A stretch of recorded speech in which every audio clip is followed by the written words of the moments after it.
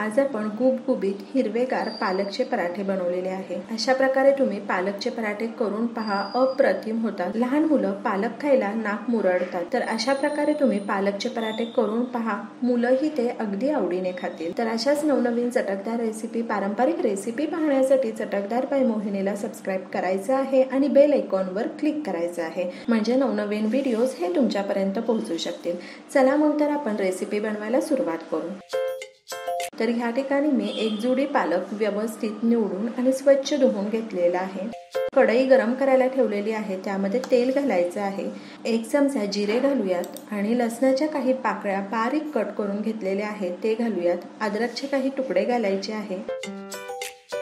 हिरवी मिरची घालूयात। मिरची तुमच्या आवडीनुसार तुम्ही कमी जास्त करू शकता आणि पालक घालायचा आहे। मिक्स करून घेऊ। तर चवीनुसार मीठ घातलेलं आहे ते दाखवायचं राहून गेलं। अर्धा चमचा हळद घालायची आहे। 1 चमचा धना पावडर घातलेली आहे। 1 चमचा गरम मसाला घातलेला आहे। 1 चमचा जिरा पावडर घातलेली आहे। अर्धा चमचा मिरची पावडर घालूयात आणि मिक्स करून घेऊ। 2 ते 3 मिनिटाकरता छान परतवून घेऊ आणि गॅस बंद करायचा आहे। या ठिकाणी पालक थंड झालेला आहे। मिक्सी जार मध्ये पालक घालायचा आहे। पालकला सुटलेलं पाणी आहे हेही घालूयात। कोथिंबीर घालायची आहे।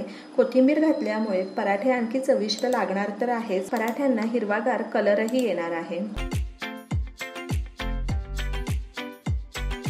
या ठिकाणी पालकची पेस्ट ही तयार आहे, काढून घेऊ। पराठे खुसखुशीत होण्याकरता 2 चमचे बेसन घालूयात। 1 चमचा ओवा घालायचा आहे आणि 3 वाटी आपण गव्हाचं पीठ घातलेलं आहे। चवीनुसार मीठ घालूयात। 2 चमचे तेल घालायचं आहे आणि हे छान मिक्स करून घेऊ। तर हे कणिक भिजवताना आपल्याला एक्स्ट्रा पाणी घालायची गरज पडत नाही, कारण पालक मध्ये जे पाणी आहे या पाण्यामध्येच हे कणिक अगदी छान भिजलं जातं। कणिक भिजवताना आपल्याला अगदी घट्टही कणिक भिजवायचं नाहीये किंवा अगदी पातळही नाही, मध्यम असं कणिक आपण भिजवून घेतलेलं आहे। 1 चमचा तेल घालायचं आहे आणि व्यवस्थित एकसारखं करून घेऊ। कणिक अगदी छान मळून घेतलं की पराठेही छान सॉफ्ट होतात।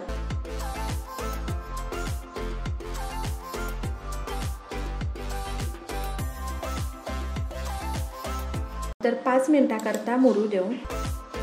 5 मिनिट झालेले आहे। कणिक एकसारखं करून घेऊ आणि पराठे बनवण्याकरता गोळे बनवून घेऊ।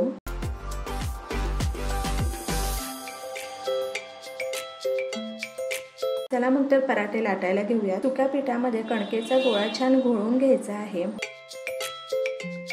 आणि छोटी पोळी लाटून घेऊ। तेल लावायचं आहे। अशा प्रकारे अगदी हलक्या हाताने प्रेस करायचं आहे। पुन्हा तेल लावायचं आहे आणि फोल्ड करून घेऊ। अगदी जोरजोरात प्रेस नाही करायचं, अगदी हलक्या हाताने आपण प्रेस करायचं आहे। हलक्या हाताने प्रेस केल्यामुळे लेयर्स अगदी छान पडतात आणि आपण हे पराठे त्रिकोणी बनवणार आहोत, तर त्रिकोणी आकार मेंटेन करत पराठे लाटून घ्यायचे आहेत। लहान मुलांना वेगवेगळ्या आकाराचे पराठे खायला हे छान वाटतात। गोल पराठे तर आपण नेहमीच बनवतो, तर आज आपण त्रिकोणी पराठे बनवून घेतलेले आहे। हे पराठे आपण थोडे जाडसरच ठेवणार आहोत। तवा गरम झालेला आहे, तेल घालायचं आहे। पराठे घालूयात। एकदा तवा गरम झाला की मध्यम आचेवर आपण हे पराठे छान तेल सोडून खरपूस असे भाजून घेणार आहोत। पराठे आपण जाड बनवलेले आहे, पराठे भाजताना घाई करायची नाहीये। पराठे आपण मध्यम आचेवर छान तेल सोडून खरपूस भाजून घेतले ना, तर ते खायलाही चविष्ट लागतात। तर अशा प्रकारे आपण दाबून दाबून तेल सोडून छान खरपूस पराठे भाजून घेतलेले आहे। पराठे भाजताना आपण तेलाचा वापर केलेला आहे।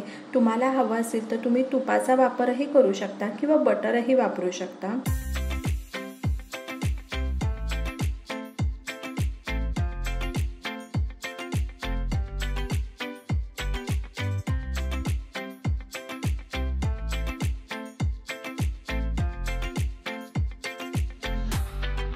या ठिकाणी अगदी छान खरपूस पराठा आपण भाजून घेतलेला आहे, काढून घेऊयात आणि अशाच प्रकारे इतर पराठेही शेकून घेतलेले आहे. पराठे सर्व करताना जर बटर घालून सर्व केले तर ते खाण्याची मजा काही वेगळीच आहे.